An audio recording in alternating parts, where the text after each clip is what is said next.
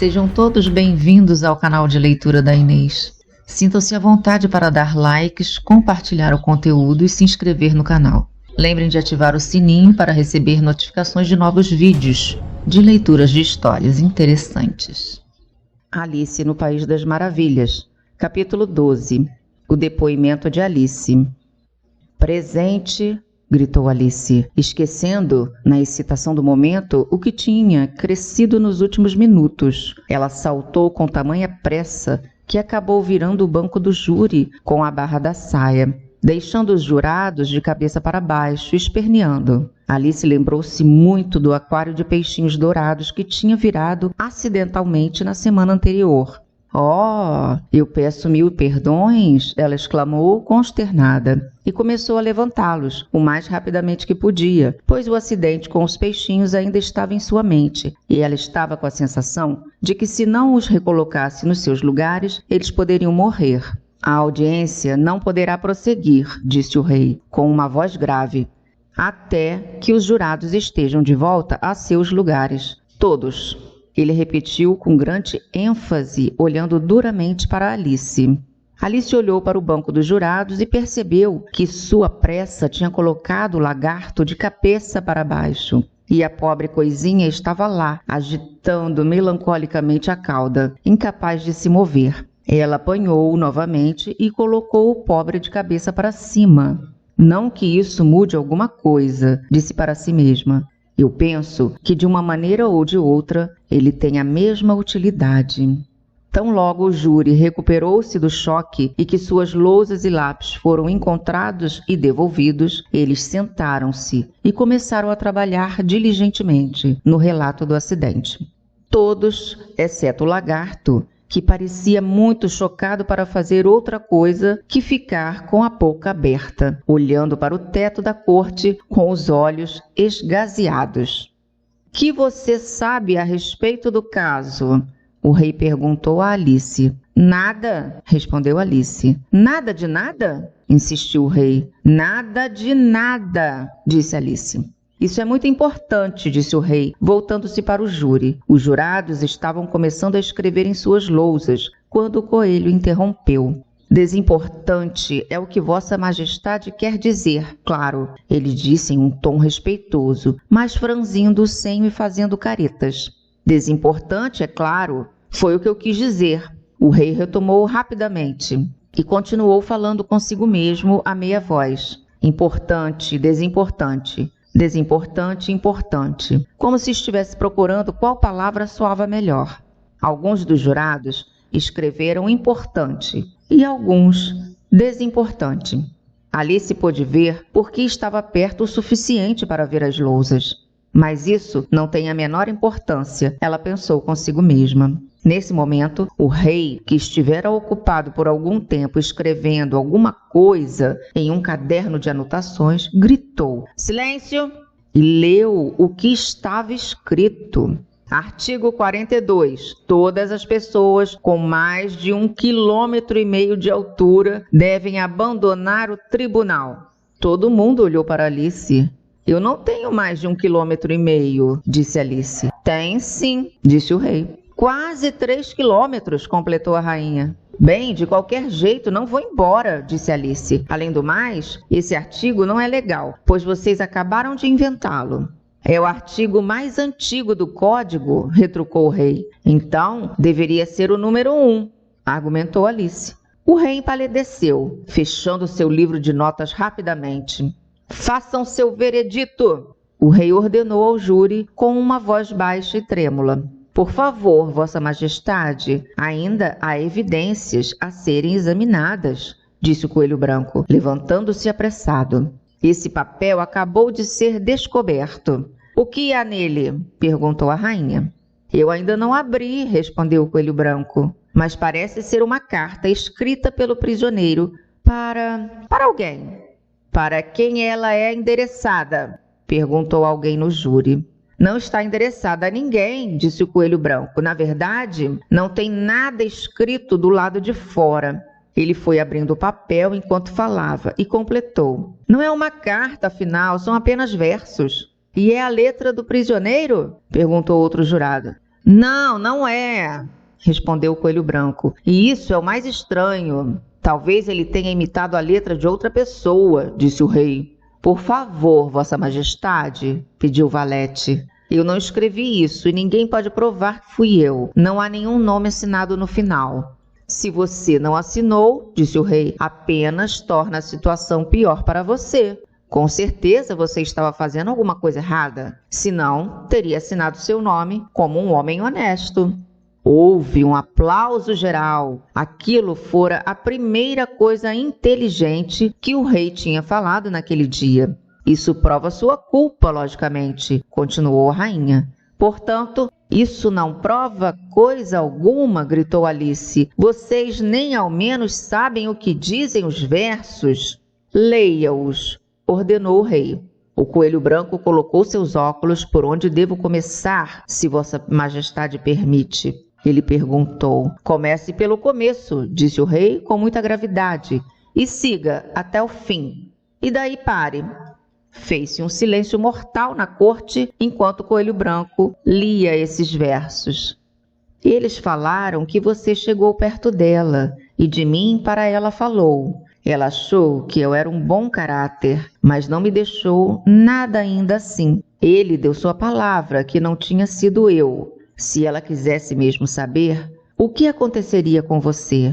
Eu dei para ele 1. Eles lhe deram então 2. Você, para nós, deu 3 ou mais. Eles todos devolveram os seus, mas todos eram meus entes. Se houvesse chance de ela ou eu estarmos envolvidos nesse problema, ele pediria a vocês para libertá-los, e fomos libertados. Eu achava que era o que tinha sido, um obstáculo que apareceu entre ele, nós e aquilo. Não o deixe ver que ela a eles tem amado. Para sempre deve ser um segredo de todos mantido à parte entre você e eu. Esta é a prova mais importante que já ouvimos aqui, disse o rei, esfregando as mãos. Portanto, vamos agora aos jurados. Se algum deles for capaz de entender os versos, disse Alice, eu lhe darei 6 pence. Eu acho que não há um mínimo de sentido em nada.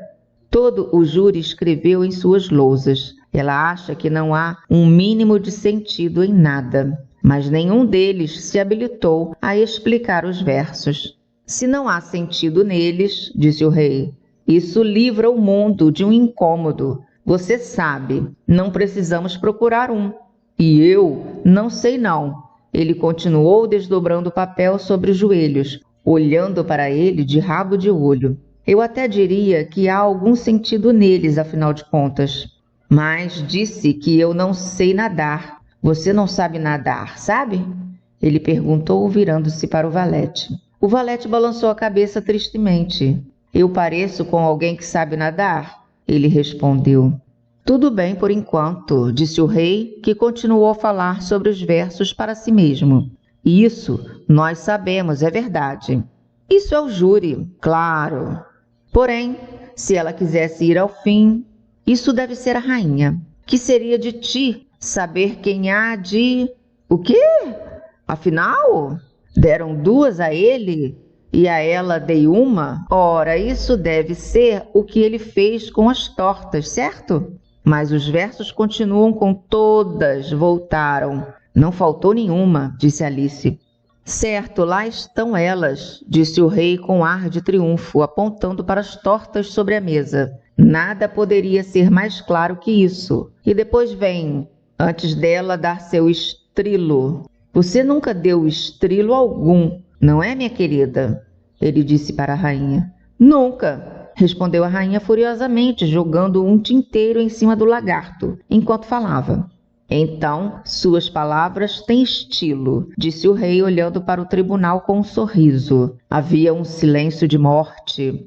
É um trocadilho, o rei completou com raiva, e então todo mundo começou a rir, deixando o júri considerar seu veredito. Disse o rei mais ou menos pela 20ª vez no dia. Não, disse a rainha. A sentença primeiro, depois o veredito. Que disparate, disse Alice em voz alta. Que ideia imbecil essa da sentença antes. Dobre sua língua, gritou a rainha, vermelha de raiva.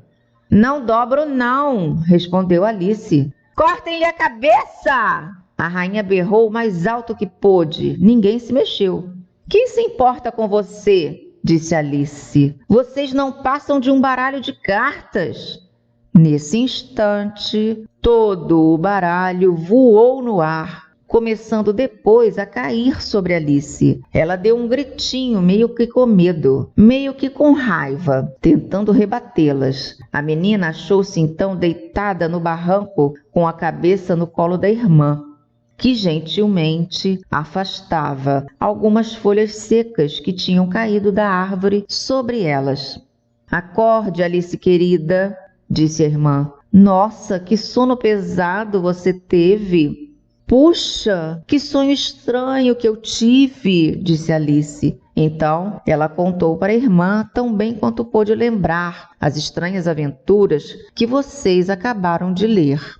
Então, depois que terminou, sua irmã deu-lhe um beijo e disse: foi um sonho curioso, querida, certamente. Mas agora apresse-se, é hora do chá. Está ficando tarde. Alice levantou-se e saiu correndo, pensando enquanto corria, que aquele tinha mesmo sido um sonho maravilhoso. Mas sua irmã ficou lá mesmo, com a cabeça entre as mãos, pensando na pequena Alice e em suas maravilhosas aventuras, até que ela mesma começou a sonhar, e esse foi seu sonho. Primeiro ela sonhou com a pequena Alice. Mais uma vez, suas mãozinhas estavam pousadas nos joelhos e seus olhos brilhantes olhavam para ela. Ela podia até mesmo ouvir os diferentes tons da sua vozinha e ver aquele jeito só dela de atirar a cabeça para trás e afastar as mechas do cabelo que sempre teimavam em lhe cair sobre os olhos.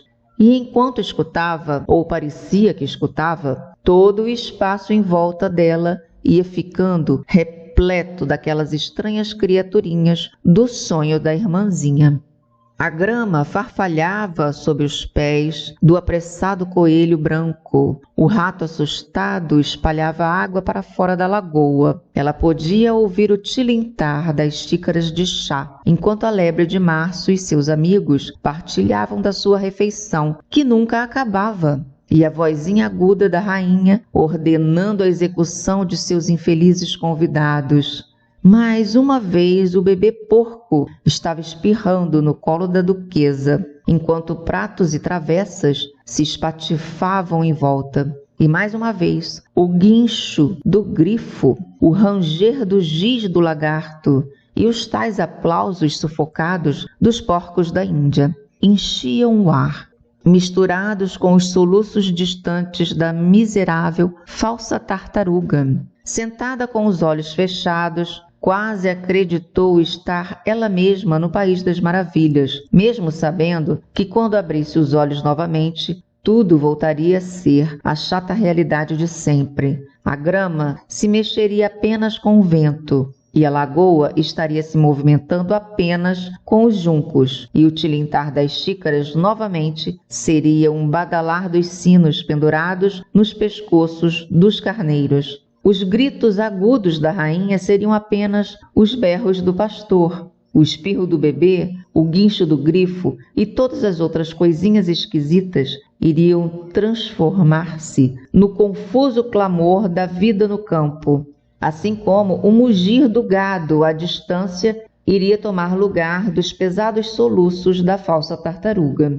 Finalmente ela imaginou como sua irmãzinha no futuro transformar-se-ia em uma mulher adulta e como ela iria manter, através de sua maturidade, o mesmo coração simples e afetuoso da sua infância, como também ela sempre estaria cercada de criancinhas e faria os olhos delas brilharem com muitas histórias estranhas, talvez até mesmo com o sonho do País das Maravilhas, de há muito tempo atrás.